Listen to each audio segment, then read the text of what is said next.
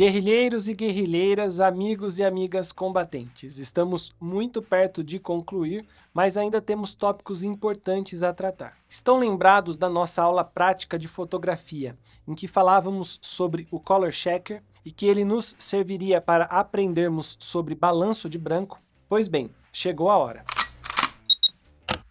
Assim como na capa do Pink Floyd, quando a luz do Sol passa pela atmosfera terrestre, a depender do ângulo dessa incidência, ela também refrata.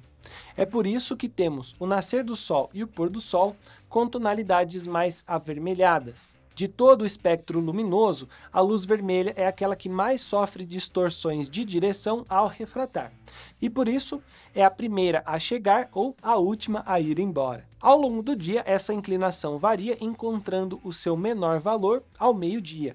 E quando o Sol incide sem inclinação nenhuma, não há refração e todos os comprimentos de onda chegam em igual proporção até a superfície terrestre. Se todos os comprimentos de onda incidem igualmente, um objeto perfeitamente branco também reflete todos eles em iguais proporções.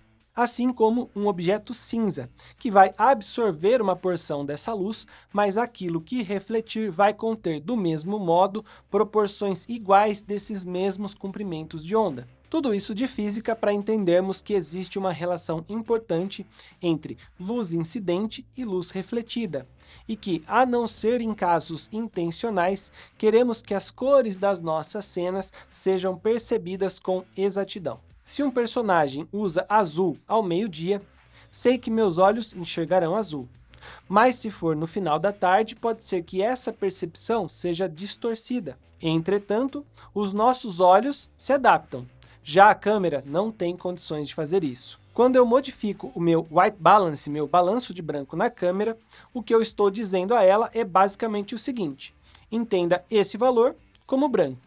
E claro, a partir daí, entenda todas as outras cores também.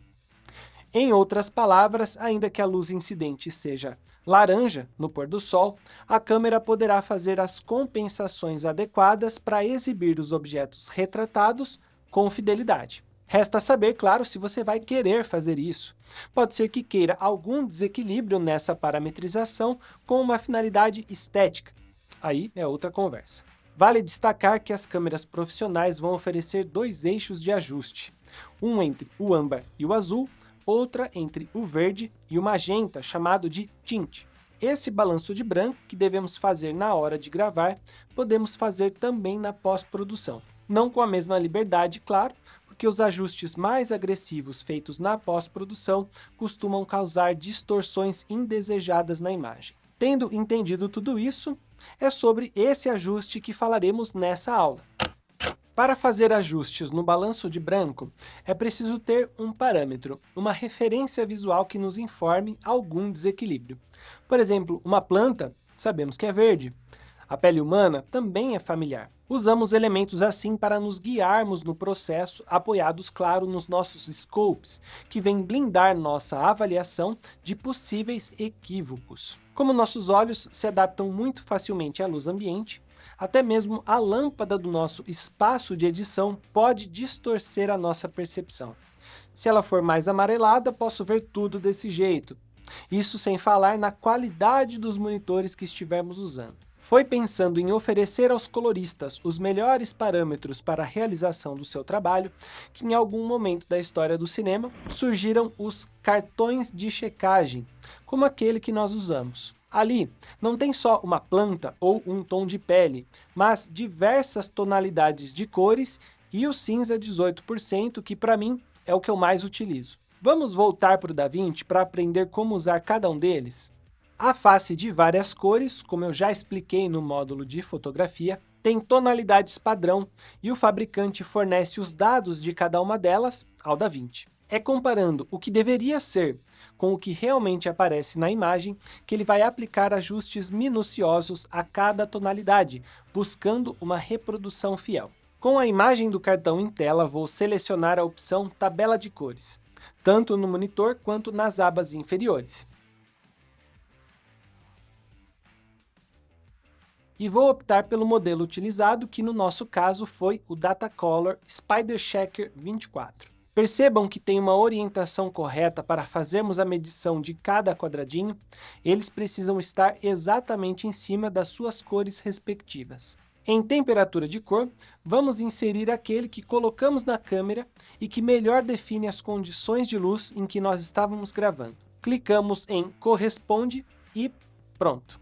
Podemos ver os ajustes que foram feitos e os valores percentuais para cada cor do cartão. É um resultado que me deixa feliz da vida, super satisfeito? Eu diria que nem sempre. Ainda é muito importante o nosso córtex complementar o raciocínio da máquina. E nessas horas, a face cinza é uma mão na roda. Porque, como nós já sabemos, um objeto cinza tem níveis iguais de vermelho, verde e azul, RGB. Então, se eu fizer uma máscara nessa área do cartão e olhar nos meus scopes, consigo validar se a correção foi precisa ou não. Vamos fazer esse ajuste num outro nó em série e depois de ajustado, desabilitamos a máscara para ver o que é que aconteceu? Esse ajuste fino pode ser feito de diversas formas, mas vou me ater àquela que é mais fácil e mais intuitiva. Temperatura e tonalidade, que vão modificar a minha imagem nos eixos âmbar e azul, verde e magenta. O escopo mais apropriado para essa avaliação é o vetorscópio, porque o meu objeto cinza deve ficar exatamente no centro dessa circunferência.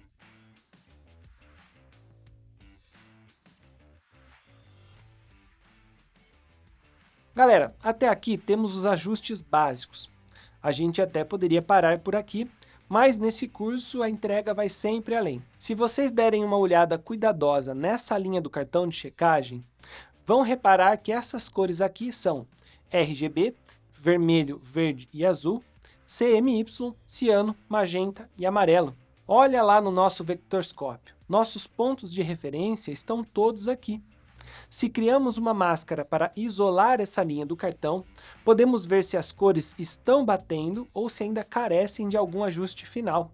E esses ajustes podem ser feitos em dois sentidos: saturação e matiz. O ajuste de matiz é para quando uma dessas cores não está alinhada com o seu parâmetro de referência no vectorscope. Isso sinaliza que o que era para ser verde, por exemplo, está mais azulado do que deveria, ou coisa assim. Usando a curva que cruza matiz versus matiz, esse segundo ícone, você consegue corrigir esse desajuste. Clica na cor que deseja modificar e gira a matiz até ficarem alinhadas.